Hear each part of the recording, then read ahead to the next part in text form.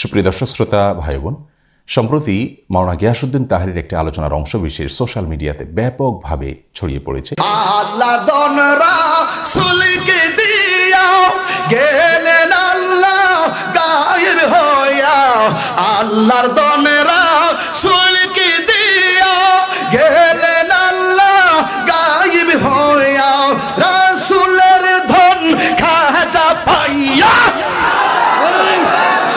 রাসূলের ধন খাজা পাইয়া শুইয়া আছে আজ মেরে কেউ ফিরে না খালি হাতে, খাজা তোমার। গানে গানে এখানে তিনি যে কথাগুলো বলেছেন, এ কথাগুলো যদি একজন ইমানদার মানুষ বলেন, বিশ্বাস করেন, তাহলে তিনি সঙ্গে সঙ্গে বেঈমান হয়ে যাবেন, সঙ্গে সঙ্গে তিনি ইসলাম থেকে খারিজ হয়ে যাবেন। তার সঙ্গে আর একজন মুশরিকের, একজন হিন্দুর কোনো পার্থক্য থাকবে না যদি তিনি এই গানের কথামালাগুলোকে বিশ্বাস করেন। কারণ এখানে সুস্পষ্টভাবে আল্লাহর সঙ্গে শিরকে আকবর হয়, বড় শিরক হয়, এরকম কথা রয়েছে। এখানে বলা হচ্ছে যে আল্লাহর ধন রাসূলকে দিয়ে আল্লাহ গেলেন গায়েব হইয়া। আল্লাহর ধন যদি রাসূলকে দিয়ে আল্লাহ গায়েব হয়ে থাকেন, নাউজুবিল্লাহ, তাহলে সেক্ষেত্রে তার বিবরণ তো কোরআনে থাকবে, তার বিবরণ তো রাসূল আকরাম সাল্লাল্লাহু আলাইহি ওয়াসাল্লামের কোনো হাদিসে থাকবে। অথচ কোরআন হাদিসে এরকম কোনো কথা তো নাই, বরং হুবহু এর বিপরীতটি কোরআনে রয়েছে অত্যন্ত পরিষ্কারভাবে, স্পষ্টভাবে। সূরা আনআম সহ কোরআন কারীমের 2 জায়গায় আল্লাহ রাব্বুল আলামিন বলেছেন তার রাসূলকে নির্দেশ দিয়ে, কুল লা আকুলু লাকুম ইনদি খাযাইনুল্লাহ ওয়ালা আ'লামুল গায়ব। হে রাসূল, আপনি বলে দিন মানুষদেরকে, আমি কখনো তোমাদেরকে এই কথা বলি না যে আল্লাহর ধনভাণ্ডার আমার কাছে আছে এবং আমি গায়েবও জানি না। দেখুন, এখানে আল্লাহ রাব্বুল আলামিন পরিষ্কারভাবে তার রাসূল সাল্লাল্লাহু আলাইহি ওয়াসাল্লামকে বলছেন, আপনি বলে দিন মানুষদেরকে যে আল্লাহর ধনভাণ্ডার আমার কাছে নাই। সুবহানাল্লাহ, কেমন যেন এই গানের খণ্ডনে আল্লাহ তাআলা আয়াত নাজিল করেছেন। গানের কথামালা সরাসরি এই কোরআনে কারীমের বিপরীত। তাছাড়া আল্লাহর ধন রাসূলের কাছে দিয়ে আল্লাহ গায়েব হয়ে গেছেন, আবার রাসূল সাল্লাল্লাহু আলাইহি ওয়াসাল্লাম একটা খাজা পায়া খাজা আজমিরে শুয়ে আছেন। এই যে শেষের অংশটা, সেটা আরও জঘন্য। কারণ আল্লাহ রাব্বুল আলামিনের ধনভাণ্ডার যেখানে রাসূল আকরাম সাল্লাল্লাহু আলাইহি ওয়াসাল্লামের কাছেই নাই, সেখানে খাজার কাছে কোত্থেকে আসবে? আবার খাজার তোর দরবারেতে কেউ ফিরে না খালি হাতে। এই যে কথা বলা হচ্ছে, খাজার দরবার থেকে কেউ খালি হাতে ফিরবে না। খাজা কি কাউকে দেওয়ার কোনো ক্ষমতা আছে? পৃথিবীর কোনো কবর, সেটা যত বড় নেককার মানুষের হোক না কেন, যত বড় ভালো মানুষের হোক না কেন, তার কবর থেকে, তার কবর জিয়ারত করে সেখান থেকে মানুষের কোনো কিছু পাওয়ার কোনো সুযোগ আছে? কোরআন হাদিস বলে, ইসলাম বলে, সেখান থেকে মানুষের পাওয়ার কিচ্ছু নেই। রাসূল আকরাম সাল্লাল্লাহু আলাইহি ওয়াসাল্লাম তার এক সাহাবীকে বলেছেন, ওয়াইজা সাআলতা ফাসআলিল্লাহ ওয়াইজা ইসতাআনতা ফাসতাইন বিল্লাহ। কিছু চাইতে হলে আল্লাহর কাছে চাইবে, কোনো সাহায্য চাইতে হলে আল্লাহর কাছে চাইবে। কোনো কবর, কোনো মাজার, এখানে গিয়ে কোনো কিছু চাওয়া যাবে না। প্রতিদিন আমরা সালাতের প্রত্যেক রাকাতে সূরা ফাতিহা তেলাওয়াত করে থাকি, সেখানে আল্লাহ রাব্বুল আলামিন আমাদের শিক্ষা দিয়েছেন বলার জন্য, ইয়াকা না'বুদু ওয়া ইয়াকা নাস্তাইন। হে আল্লাহ, আমরা আপনারই শুধু ইবাদত করি এবং আপনার কাছেই শুধু সাহায্য চাই। তার মানে সাহায্য আল্লাহ ছাড়া কারোর কাছে চাওয়া যাবে না। সেখানে খাজার দরবার থেকে কেউ খালি হাতে ফিরে না, সেখানে যে চাওয়ার জন্য আমাদেরকে নির্দেশ দেওয়া হচ্ছে, নির্দেশনা দেওয়া হচ্ছে। গানের এই কথামালা, এগুলো গিয়াসউদ্দিন তাহির সাহেব আবৃত্তি করেছেন। সেখানে আল্লাহ রাব্বুল আলামিনকে একরকম নিষ্ক্রিয় প্রমাণ করা হলো যে আল্লাহ গায়েব হয়ে গেছেন রাসূলের কাছে দায়িত্ব দিয়ে, তার কাছে ধনভাণ্ডার দিয়ে। অথচ আমরা জানি আয়াতুল কুরসিতে আল্লাহ রাব্বুল আলামিন বলেছেন যে আল্লাহু লা ইলাহা ইল্লাহুল হাইয়ুল কাইয়্যুম লা তাখুযুহু সিনাতুন ওয়া লা নাওম। আল্লাহ তাআলা চিরঞ্জীব, আল্লাহ তাআলা চিরঞ্জীব এবং তার কখনো তন্দ্রা আসে না। রাসূল আকরাম সাল্লাল্লাহু আলাইহি ওয়াসাল্লাম হাদিস থেকে বোঝা যায় আল্লাহ রাব্বুল আলামিন কিভাবে পৃথিবী কন্ট্রোল করেন।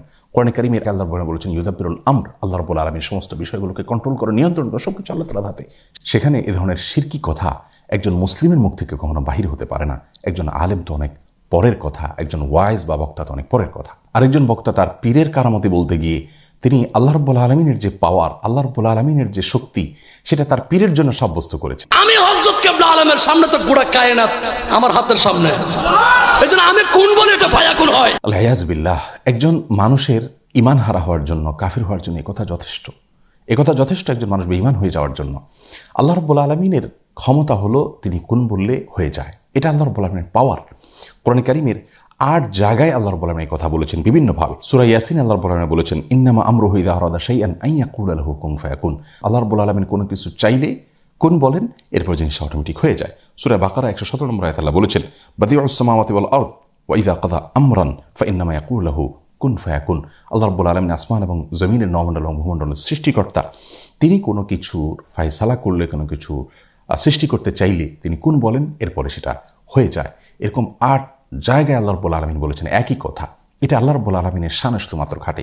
আল্লাহর কোনো নেককার বান্দা, আল্লাহর কোনো প্রিয় মানুষ বা পৃথিবীর কারোর যদি এরকম কোনো পাওয়ার তার জন্য সাব্যস্ত করা হয় যে তিনিও কোন বললে হয়ে যায়, তাহলে তাকে তো আল্লাহর সমকক্ষ সাব্যস্ত করা হলো। অথচ আমরা কোরআন কারীমের আয়াত স্পষ্টভাবে জানি যে লাইসা কামিথলিহি শাই, আল্লাহর অনুরূপ, আল্লাহর সমকক্ষ আর কেউ নেই। আমরা সূরা ইখলাস, সূরা কুল হুয়াল্লাহর মধ্যে পড়ে থাকি ওয়ালাম ইয়াকুল্লাহু কুফুয়ান আহাদ, আল্লাহর সমকক্ষ আর কেউ হতে পারে না। সুতরাং কোনো পীর বা বুজুর্গের হাতে কোনো পাওয়ার রয়েছে, তিনি কোন বললে সবকিছু হয়ে যায়, এরকমটা যদি কেউ বিশ্বাস করেন, তাহলে সঙ্গে সঙ্গে তিনি বেঈমান হয়ে যাবেন, ঈমান হারা হবেন, মুশরিকে পরিণত হবেন, শিরকে আকবরে লিপ্ত হয়ে যাবেন। আর শিরকে আকবরে লিপ্ত হওয়ার পর কেউ যদি তওবা ছাড়া মৃত্যুবরণ করেন, আল্লাহ রাব্বুল আলামিন তার সেই গুনাহ কখনো মাফ করবেন না। এবং শিরকে আকবরে লিপ্ত হওয়ার কারণে তার পেছনের সমস্ত নেক আমল বরবাদ হয়ে যায়। আল্লাহ রাব্বুল আলামিন কোরআনে কারীমে তার রাসূল সাল্লাল্লাহু আলাইহি সাল্লামকে বলেছেন, লাইন আশরাকতা লা ইয়াহবাতান্না আমালুক, যদি আপনি শিরকে লিপ্ত হন আপনার সমস্ত আমল বরবাদ হয়ে যাবে। প্রিয় দর্শক, মাওলানা গিয়াসউদ্দিন তাহেরীর সাথে ব্যক্তিগতভাবে আমাদের কোনো বিরোধ নেই, কোনো বিদ্বেষ নেই, কোনো শত্রুতা নেই। আমরা কোনো আলেমের নাম ধরে সমালোচনা করার সম্পূর্ণ বিরোধী। আমরা কখনো কোনো আলেমের নাম ধরে সাধারণত সমালোচনা করি না। বিশেষ করে কোনো আলেম যদি এমন কোনো মত পোষণ করেন যে মতের সাথে আমি একমত নই, কিন্তু তার মতের সপক্ষে কোরআন হাদিসের কোনো দলিল তিনি এমনভাবে পেশ করেন যে কোরআন হাদিসের আলোকে তিনি সে মতটি পোষণ করেছেন, এটি তার একটা বুঝ, তার একটি গবেষণা, এমনটি হতে পারে, তাহলে সেক্ষেত্রে তার বিরুদ্ধে বিষোদ্গার করাকে আমরা সঠিক কাজ মনে করি না। কিন্তু গানে গানে এখানে মাওলানা গিয়াসউদ্দিন তাহেরী সাহেব যে কথাগুলো বললেন, সেগুলো শুধু তার ঈমান হারা হওয়ার জন্য যথেষ্ট নয়। তার এই কথাগুলোকে যারা সায় দিবেন, এগুলোকে যদি কেউ বিশ্বাস করেন, তাহলে সেক্ষেত্রে তারাও ঈমানদার হারা হবেন। এই যে শত শত হাজার হাজার লক্ষ লক্ষ মানুষ তার দ্বারা বিভ্রান্ত হওয়ার সম্ভাবনা রয়েছে এবং এটা ঈমানের প্রশ্ন, এই জায়গায় আমরা আর চুপ থাকতে পারছি না, এখানে আমাদেরকে কথা বলতেই হচ্ছে।